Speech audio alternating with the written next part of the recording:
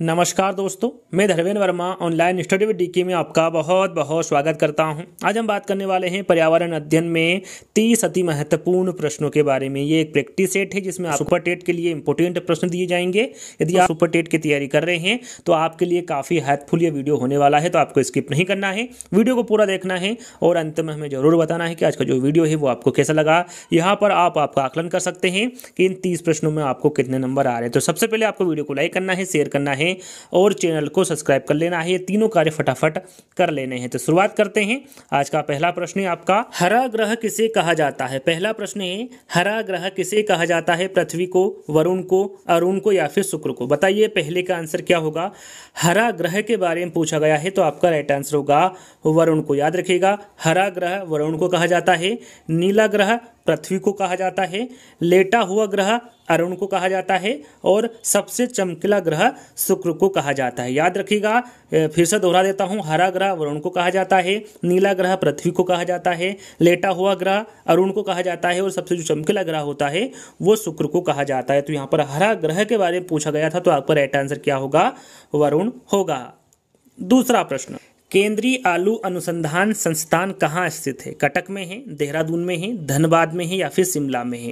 केंद्रीय आलू अनुसंधान संस्थान के बारे में पूछा गया है, ये कहाँ पर स्थित है। याद रखिएगा, इंपोर्टेंट प्रश्न है। इस प्रकार के प्रश्न यूपी टेट, सुपर टेट में पूछे जाते हैं तो आपका राइट आंसर होगा शिमला। जो केंद्रीय आलू अनुसंधान संस्थान है यह शिमला में स्थित है। बाकी हम कटक, देहरादून और धनबाद की बात करें तो इनके बारे में भी आपको जानकारी होना चाहिए। एग्जाम में पूछा जाता है कि केंद्रीय चावल अनुसंधान संस्थान कहाँ पर स्थित है, तो याद रखिएगा ये कटक में स्थित है।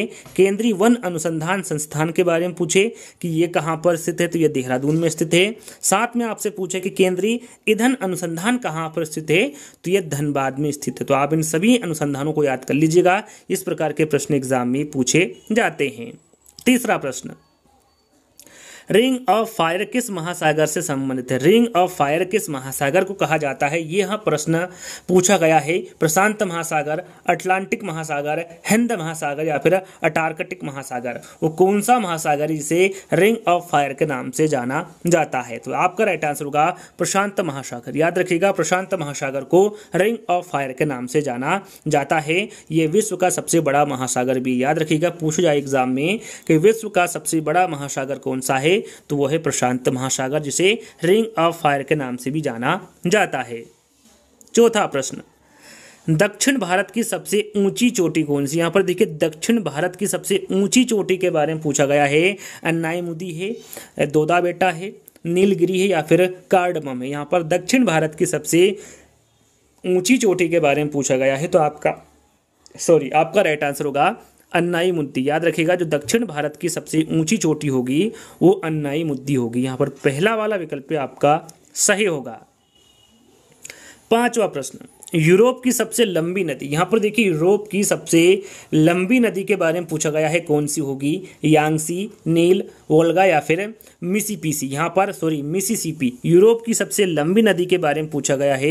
ये आपको कमेंट्स के माध्यम से या फिर अपनी कॉपी में लिख लेना है। जब 30 प्रश्न हो जाए कंप्लीट तब आपको कमेंट्स के माध्यम से जरूर बताना है कि इन 30 प्रश्नों में आपको कितने नंबर आ रहे हैं। यहाँ पर यूरोप की सबसे लंबी नदी के बारे में पूछा गया है तो आपका राइट आंसर क्या होगा, वोल्फा होगा। वोल्फा यूरोप की सबसे लंबी नदी होगी। यदि पूछा जाए एग्जाम में कि अफ्रीका की सबसे लंबी नदी कौन सी होगी, ये चारों विकल्पों में ही आंसर छुपा हुआ है। अफ्रीका की सबसे लंबी नदी कौन सी होगी, तो वो होगी आपकी नील, जो कि विश्व की सबसे लंबी नदी भी है। विश्व की सबसे लंबी नदी या फिर अफ्रीका की सबसे लंबी नदी के बारे में पूछे तो वो कौन सी होगी, नील नदी होगी। यदि आपसे पूछा जाए कि एशिया की सबसे लंबी नदी, यहाँ पर देखिए यूरोप की सबसे लंबी नदी कौन सी होगी, वोल्गा होगी। एशिया की सबसे लंबी नदी कौन सी होगी, यांगसी होगी। साथ में आपसे पूछा जाए कि उत्तरी अमेरिका की सबसे लंबी नदी कौन सी होगी, तो वो मिसिसिपी होगी। याद रखिएगा, चारों नदियों के बारे में जानना आपका बहुत जरूरी है, क्योंकि किसी भी प्रकार से एग्जाम में प्रश्न पूछा जा सकता है। एशिया की सबसे लंबी नदी यांगसी होगी, अफ्रीका की सबसे लंबी या फिर विश्व की सबसे लंबी नदी नील होगी और उत्तरी अमेरिका की सबसे लंबी नदी मिसिसिपी होगी। और यूरोप की सबसे लंबी के बारे में आपको बता चुका हूं कि सबसे लंबी नदी कौन सी होगी, ओल्गा होगी। चलिए, विश्व जल दिवस। विश्व जल दिवस कब मनाया जाता है, 22 मार्च को, 22 मई को, 22 अप्रैल को या फिर 5 जून को विश्व जल दिवस कब मनाया जाता है? सभी को पता है, सरल सा प्रश्न है कि 22 मार्च को विश्व जल दिवस मनाया जाता है। 22 अप्रैल को विश्व पृथ्वी दिवस मनाया जाता है। विश्व जैव विविधता दिवस ये 22 मई को मनाया जाता है। और हम यदि बात करें कि 5 जून को सभी को पता है कि 5 जून को विश्व पर्यावरण दिवस मनाया जाता है। याद रखिएगा, विश्व जल 22 मार्च को मनाया जाता है, विश्व पृथ्वी दिवस 22 अप्रैल को मनाया जाता है, विश्व जैव विविधता दिवस 22 मई को मनाया जाता है और विश्व पर्यावरण दिवस 5 जून को मनाया जाता है। तो यहाँ पर विश्व जल दिवस के बारे में पूछा गया था, तो 22 मार्च आपका राइट आंसर होगा। अंडे देने वाले प्राणी को क्या कहलाते हैं? यहाँ पर देखिए, अंडे देने वाला जो प्राणी है वो क्या कहलाते हैं या फिर उसे क्या कहते हैं? अंडज प्राणी कहते हैं, जरायुज प्राणी कहते हैं, राइजोम प्राणी कहते हैं या फिर समजात प्राणी कहते हैं। यहाँ पर देखिए प्रश्न में ही आंसर छुपा हुआ है। अंडे देने वाले प्राणी को अंडज प्राणी कहते हैं। अंडे से अंडज याद कर लेना, आपका राइट आंसर कभी गलत नहीं होगा। अंडे देने वाले प्राणी को क्या कहते हैं? अंडज प्राणी कहते हैं। पहला वाला विकल्प आपका सही होगा। यदि वीडियो आपको पसंद आ रहा होगा तो वीडियो को लाइक करना है, शेयर करना है और जल्दी से चैनल को सब्सक्राइब कर लेना है। 8वां प्रश्न है, विश्व स्वास्थ्य दिवस कब मनाया जाता है? विश्व स्वास्थ्य दिवस के बारे में पूछा गया है कि ये कब मनाया जाता है? 12 मई को, 1 जुलाई को, 7 अप्रैल को या फिर 4 फरवरी को। विश्व स्वास्थ्य दिवस कब मनाया जाता है? जल्दी से इसका आंसर बताइए। आपका सही आंसर होगा 7 अप्रैल। याद रखिएगा, जो विश्व स्वास्थ्य दिवस है ये 7 अप्रैल को मनाया जाता है। कब मनाया जाता है? 7 अप्रैल को मनाया जाता है। 1 जुलाई की हम बात करें तो 1 जुलाई को विश्व चिकित्सक दिवस मनाया जाता है। याद रखिएगा, 1 जुलाई को विश्व चिकित्सक दिवस मनाया जाता है। बात करें हम यहाँ पर 4 फरवरी की, तो 4 फरवरी को विश्व कैंसर दिवस मनाया जाता है। और 12 मई की बात करें तो 12 मई को विश्व नर्स दिवस मनाया जाता है। तो याद रखिएगा चारों दिवस के बारे में। तो यहाँ पर आपका राइट आंसर क्या होगा? विश्व स्वास्थ्य दिवस 7 अप्रैल को मनाया जाता है। चावल को धोने पर कौन सा विटामिन नष्ट हो जाता है? हम जब चावल को धोते हैं तो तब कौन सा विटामिन नष्ट हो जाता है पूछा गया है। Vitamin B, vitamin C, vitamin A या फिर विटामिन ई। आपका राइट आंसर होगा विटामिन बी। याद रखिएगा, विटामिन B1 कह लीजिए या फिर विटामिन बी कह लीजिए, ये चावल को धोने पर नष्ट हो जाता है। तो यहाँ पर पहला वाला विकल्प आपका सही होगा।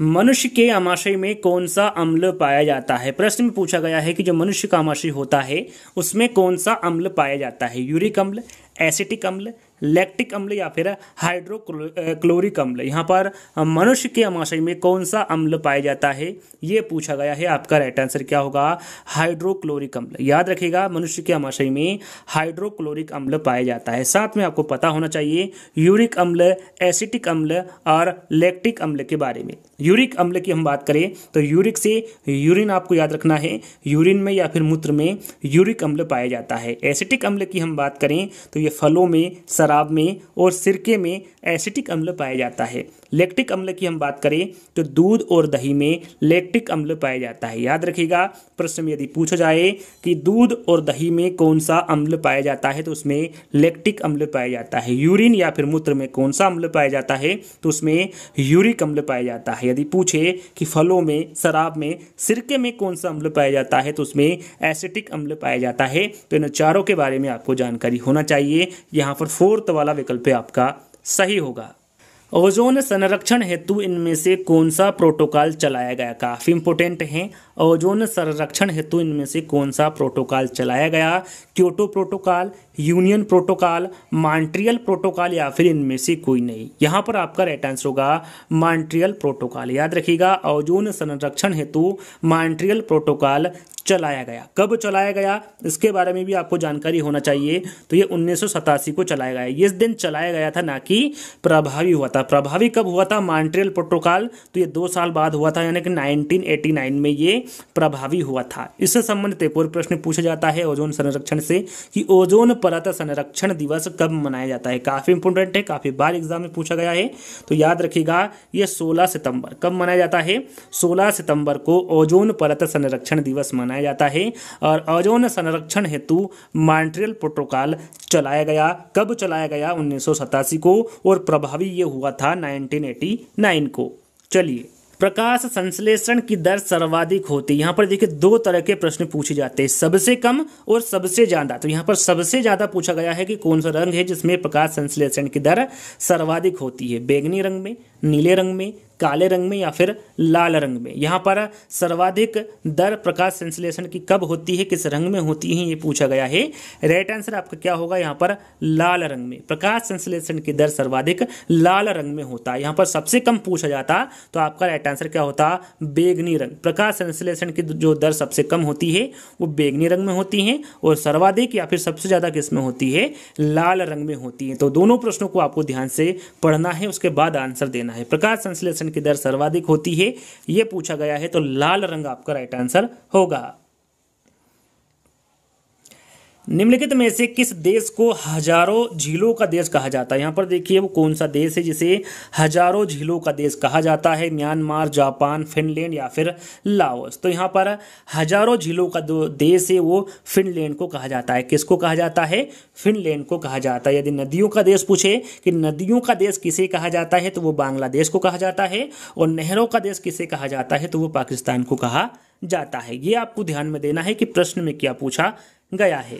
आलू का खाने योग्य भाग कौन सा है। यहाँ पर आलू का खाने योग्य भाग पूछा गया है, या फिर आलू क्या है, जड़ है, पत्ती है, तना है या फिर इनमें से कोई नहीं। आपका राइट आंसर होगा तना। याद रखिएगा आलू का जो खाने योग्य भाग होगा वो तना होगा। जैसे कि आलू हुआ, अदरक हुआ, प्याज, लहसुन, हल्दी, अरबी, ये सभी किसके अंतर्गत आते हैं, तना के अंतर्गत आते हैं। तो तीसरा वाला विकल्प आपका सही होगा। पाचन के बाद कार्बोहाइड्रेट किसमें परिवर्तित हो जाता है, ग्लूकोज में, फ्रक्टोज में, अमीनो अम्ल में या फिर ग्लाइकोजन में। पाचन के बाद कार्बोहाइड्रेट किसमें परिवर्तित हो जाता है ये पूछा गया है, तो याद रखिएगा ये ग्लाइकोजन में परिवर्तित हो जाता है। पाचन के बाद कार्बोहाइड्रेट ग्लाइकोजन में परिवर्तित हो जाता है। यहाँ पर डी वाला विकल्प आपका सही होगा। इनमें से कौन सी फसल अक्टूबर नवंबर में बोई जाती है और अप्रैल में काटी जाती है। वो कौन सी फसल है जो अक्टूबर नवंबर में तो बोई जाती है और अप्रैल में काटी जाती है। चावल है, नारियल है, गेहूं है या फिर कॉफ़ी है। तो यहाँ पर आपका राइट आंसर होगा गेहूं। देखिए यहाँ पर डायरेक्ट भी पूछा जाता है कि रबी की फसल कौन सी है, तो रबी की फसल कौन सी होगी, गेहूं होगी। जो रबी की फसल होती है वो अक्टूबर नवंबर में बोई जाती है और अप्रैल में काटी जाती है, जिसमें गेहूं, जौ, आलू, चना, मसूर, अलसी, मटर व सरसों ये सभी रबी के अंतर्गत आती है, रबी की फसलों के अंतर्गत आती है। और खरीफ की हम बात करें, खरीफ की फसल के बारे में भी आपको पता होना चाहिए। चावल, मक्का, ज्वार, बाजरा, मूंग, मूंगफली, गन्ना और सोयाबीन ये सभी खरीफ की फसलें हैं। और गेहूं किसके अंतर्गत आती है, यह रबी फसल के अंतर्गत आती है, जो कि अक्टूबर नवंबर में तो बोई जाती है और अप्रैल में काटी जाती है। रेशम पालन क्या कहलाता है। जो रेशम पालन है ये क्या कहलाता है, एपीकल्चर, सेरीकल्चर, पीसीकल्चर या फिर हार्टिकल्चर। रेशम पालन के बारे में पूछा गया है, तो आपका राइट आंसर होगा सेरीकल्चर। याद रखिएगा जो रेशम पालन है ये सेरीकल्चर कहलाता है। एपीकल्चर, पीसीकल्चर और हार्टिकल्चर के बारे में भी आपको पता होना चाहिए।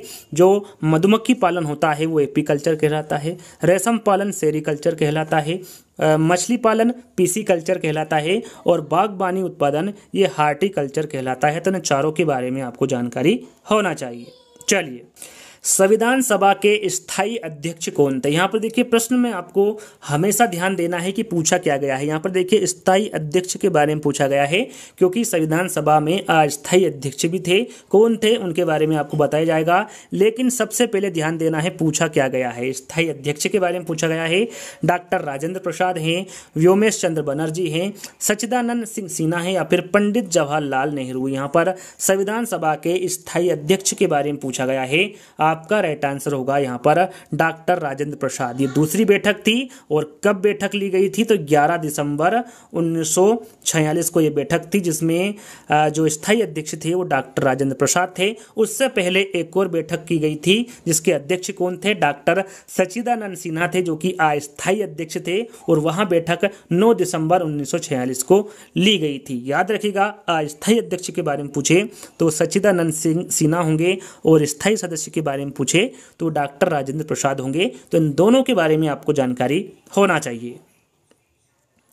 तितलियों के लिए प्रसिद्ध राष्ट्रीय उद्यान किस राज्य में है? मध्य प्रदेश में है, उत्तर प्रदेश में है, कर्नाटक में है या फिर महाराष्ट्र में है? काफी इंपॉर्टेंट प्रश्न है, इस प्रकार का प्रश्न एग्जाम में पूछा जाता है। राइट आंसर आपका होगा कर्नाटक। तितलियों के लिए जो प्रसिद्ध राष्ट्रीय उद्यान है वो कर्नाटक राज्य में स्थित है। अब उस राष्ट्रीय उद्यान का क्या नाम है इसके बारे में भी आपको पता होना चाहिए। तो उस उद्यान का नाम है बन्नरघट्टा। क्या नाम है उस उद्यान का? बन्नरघट्टा राष्ट्रीय उद्यान है तितलियों के लिए, जो कि कर्नाटक में है और ये भारत में पहला तितली उद्यान है। कौन सा? बन्नरघट्टा राष्ट्रीय उद्यान। इसके बारे में भी आपको जानकारी होना चाहिए कि भारत में पहला तितली राष्ट्रीय उद्यान कौन सा है, तो वो होगा आपका बन्नरघट्टा राष्ट्रीय उद्यान। कहाँ पर स्थित है? तो ये कर्नाटक में स्थित है। चलिए, किस विटामिन को हार्मोन भी कहा जाता है? वो कौन सा विटामिन है जिसे हार्मोन भी कहा जाता है? Vitamin C, vitamin B, vitamin D या फिर विटामिन ए? तो यहाँ पर आपका राइट आंसर होगा विटामिन डी। याद रखिएगा, विटामिन डी को हार्मोन भी कहा जाता है। यहाँ पर देखिए विटामिन से संबंधित प्रश्न आया है, तो यहाँ पर आपको पता होना चाहिए कि विटामिन सी से कौन सा रोग होता है, विटामिन बी से कौन सा रोग होता है, विटामिन डी से कौन सा होता है और विटामिन ए से कौन सा रोग होता है। तो यहाँ पर विटामिन सी से कौन सा रोग होगा? तो स्कर्वी रोग होगा। विटामिन बी से बेरी रोग होगा। विटामिन ए से रतौंधी रोग होगा। यहाँ पर विटामिन डी से आपको कमेंट्स के माध्यम से बताना है। क्यूज के तौर पर यह प्रश्न दिया जा रहा है कि विटामिन डी से कौन सा रोग होता है, ये आपको कमेंट्स के माध्यम से बताना है। जैसे सी से स्कर्वी रोग होता है, बी से बेरी रोग होता है और विटामिन ए से रतौंधी रोग होता है, वैसे ही विटामिन डी से कौन सा रोग होगा ये आपको कमेंट्स के माध्यम से बताना है। चलिए, प्राकृतिक रबड़ को मजबूत तथा स्थायित्व प्रदान करने के लिए उनमें क्या मिलाया जाता है? कार्बन, सल्फर, फास्फोरस या फिर ग्रेफिन? प्रश्न में पूछा गया है प्राकृतिक रबड़ को मजबूत तथा स्थायित्व प्रदान करने के लिए उसमें क्या मिलाया जाता है? तो याद रखिएगा उसमें सल्फर मिलाया जाता है। प्राकृतिक रबड़ को मजबूत तथा स्थायित्व प्रदान करने के लिए उसमें सल्फर मिलाया जाता है।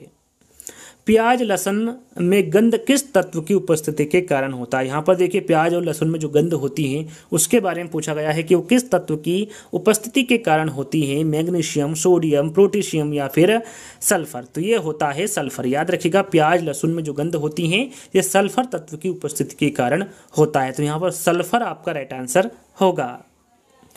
जीभ का कौन सा भाग मीठा स्वाद कराता है? जो जीभ होती है इसमें वो कौन सा भाग है जो मीठा स्वाद कराता है? मध्य भाग है, अग्र भाग है, पश्च भाग है या फिर पार्श्व भाग है? तो जीभ का वो कौन सा भाग है जिसमें हम मीठे स्वाद का अनुभव करते हैं? तो वहाँ भाग है अग्र भाग। जो अग्र भाग होता है इसमें हम मीठे स्वाद का अनुभव करते हैं, हमें मीठा स्वाद लगता है। जो कड़वा भाग होता है, जो कड़वा स्वाद होता है वो हमेशा पश्च भाग में होता है। जो पिछला भाग होता है इसमें कड़वा स्वाद हमें लगता है और जो हमें खट्टापन होता है, जो खट्टेपन का स्वाद होता है, और जो साइड वाला भाग होता है, ये वाला जो साइड वाला भाग होता है इसमें हमें खट्टेपन का स्वाद होता है। तो इन तीनों के बारे में आपको जानकारी होना चाहिए। यहाँ पर मीठे स्वाद के बारे में पूछा गया था तो वो अग्रभाग होगा, यानी कि बी वाला विकल्प आपका सही होगा। पेनिसिलिन और ईस्ट किसके अंतर्गत आता है? यहाँ पर देखिए दोनों अलग अलग प्रश्न पूछे जाते हैं कि पेनिसिलिन किसके अंतर्गत आता है या फिर ईस्ट किसके अंतर्गत आता है, लेकिन दोनों के आंसर एक ही है, इसलिए मैंने यहाँ पर दोनों को एक ही प्रश्न बनाकर लिख दिया है कि पेनिसिलिन और ईस्ट किसके अंतर्गत आता है? शैवाल के, नग्नबीजी के, फफूंद के या फिर जड़ के? राइट आंसर आपका यहाँ पर होगा फफूंद, जिसे हम कवक भी कहते हैं। कवक, यदि कवक आ जाए विकल्प में तो आप कवक लगा कर आ सकते हैं। फफूंद को ही हम कवक कहते हैं। पेनिसिलिन और ईस्ट ये फफूंद या फिर कवक के अंतर्गत आता है। यहाँ पर तीसरा वाला विकल्प आपका सही होगा। चलिए, विश्व मानवाधिकार दिवस किस दिन मनाया जाता है? 12 जनवरी को, 9 जनवरी को, 10 दिसंबर को या फिर 12 नवंबर को? विश्व मानवाधिकार दिवस पूछा गया है, ये किस दिन मनाया जाता है? तो याद रखिएगा ये 10 दिसंबर को मनाया जाता है। 10 दिसंबर को मानवाधिकार दिवस, विश्व मानवाधिकार दिवस मनाया जाता है। 12 जनवरी की बात करें तो इस दिन राष्ट्रीय युवा दिवस मनाया जाता है। 9 फरवरी की बात करें तो इस दिन प्रवासी भारतीय दिवस मनाया जाता है और 12 नवंबर की हम बात करें तो इस दिन विश्व निमोनिया दिवस मनाया जाता है। तो इन चारों के बारे में आपको जानकारी होना चाहिए। आधुनिक भारत का जनक किसे कहा जाता है? स्वामी विवेकानंद जी को, स्वामी दयानंद सरस्वती को, राजा राम मोहन राय को या फिर दादा भाई नौरोजी को? यहाँ पर आधुनिक भारत का जनक के बारे में पूछा गया है, आपका राइट आंसर होगा राजा राम मोहन राय। याद रखिएगा आधुनिक भारत के जनक राजा राम मोहन राय को कहा जाता है। तीसरा वाला विकल्प आपका सही होगा। जनसंख्या का महाविभाजन वर्ष किसे कहा जाता है? 1931 को, 1872 को, 1951 को या फिर 1921 को? यहाँ पर सबसे पहले आपको पता होना चाहिए कि महाविभाजक वर्ष किसे कहा जाता है। आपने देखा होगा कि जनगणना होती है वो हमेशा कितने वर्ष में होती है? हर 10 वर्ष में जनगणना होती, जिसमें जनसंख्या का पता लगाना होता है कितनी है, कमी हुई जनसंख्या में या फिर वृद्धि हुई, ये जनगणना होती है हर 10 वर्ष में। तो यहाँ पर एक वर्ष ऐसा भी था या फिर कह सकते हैं कि एक दशक ऐसा भी था जिसमें जनसंख्या में कमी आई थी। क्या हुई थी? हमेशा क्या होती है? वृद्धि होती है हर 10 वर्ष में, लेकिन एक जो दशक है वो ऐसा भी था जिसमें कमी आई थी, और उसी कमी को क्या कहते हैं? महाविभाजक वर्ष। यानी कह सकते हैं कि वह वर्ष कौन सा है, वह दशक कौन सा है जिसमें जनसंख्या में कमी आई थी, तो वह वर्ष होगा आपका 1921। और दशक की हम बात करें तो 1911 से लगाकर 1921, ये दशक में जब जनगणना हुई थी तो पता चला कि इस जनगणना में जो जनसंख्या है उसकी जो वृद्धि दर है वो ऋणात्मक में आई थी, कमी हुई थी। कितनी हुई थी? लगभग 77 लाख हुई थी।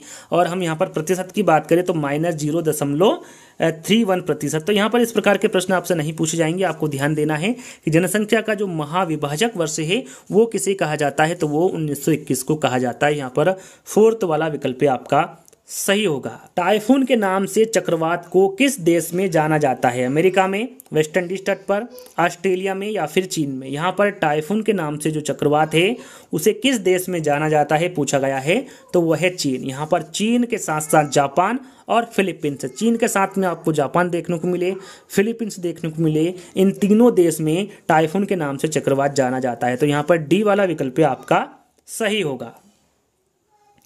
मानव शरीर में कितनी जोड़ी पसलियां होती है? यहाँ पर जोड़ी में पूछा गया है कि कितनी जोड़ी पसलियां होती है मानव शरीर में? 10 जोड़ी, 14 जोड़ी, 8 जोड़ी या फिर 12 जोड़ी? तो याद रखिएगा, जोड़ी में पूछा जाए तो 12 जोड़ी, और पसलियां यूँ पूछा जाए कि मानव शरीर में कितनी पसलियां होती हैं, तो वो 24 होती। 12 बाईं ओर होती हैं और 12 दाईं ओर होती हैं। तो टोटल कितनी होती हैं? 24 होती है। और जोड़ों में कितनी होती हैं? 12 जोड़ी होती हैं। तो यहाँ पर डी वाला विकल्प आपका सही होगा। चलिए अंतिम प्रश्न है, निम्नलिखित में से कौन सम्मिलित नहीं है? यहाँ पर नृत्य दिए गए हैं कि कौन सा नृत्य कहाँ पर होता है। लोक नृत्य, भरतनाट्यम, तमिलनाडु, ओडिशा, ओडिसी, कुचिपुड़ी, आंध्र प्रदेश, कथकली, कर्नाटक। तो यहाँ पर जो भरतनाट्यम है ये तमिलनाडु में होता है, बिल्कुल सही है। ओडिशा, ओडिसी का लोक नृत्य है। कुचिपुड़ी आंध्र प्रदेश का लोक नृत्य है। कथकली, जो कथकली है ये कर्नाटक का लोक नृत्य नहीं है। जो कथकली है ये किसका लोक नृत्य है? केरल का है। और कर्नाटक का जो लोक नृत्य होगा वो यक्षगान होगा, जो कि कर्नाटक का लोक नृत्य है। तो इसके बारे में आपको जानकारी होना चाहिए। कथकली कर्नाटक का लोक नृत्य नहीं है, ये केरल का है। और कर्नाटक का कौन सा है? यक्षगान है। तो इनके बारे में आपको जानकारी होना चाहिए। तो देखिए यहाँ पर जैसा कि मैंने आपको बताया था टोटल 30 प्रश्न आपको मिलेंगे। तो आज का वीडियो आपका यहीं पर समाप्त होता है। आज के 30 प्रश्नों में आपको कितने नंबर आए ये आपको कमेंट्स के माध्यम से बताना है। वीडियो आपको कैसा लगा ये भी आपको कमेंट्स के माध्यम से बताना है। अभी तक वीडियो को आपको लाइक नहीं किया है तो आपको लाइक करना है, शेयर करना है और चैनल को सब्सक्राइब कर लेना है। फटाफट से ये तीनों कार्य कर लेना है यदि अभी तक आप ये वीडियो देख रहे हो। तो जल्दी दोस्तों एक नए टेस्ट में, नए प्रैक्टिस सेट में, नए वीडियो के साथ मिलेंगे। जब तक के लिए धन्यवाद।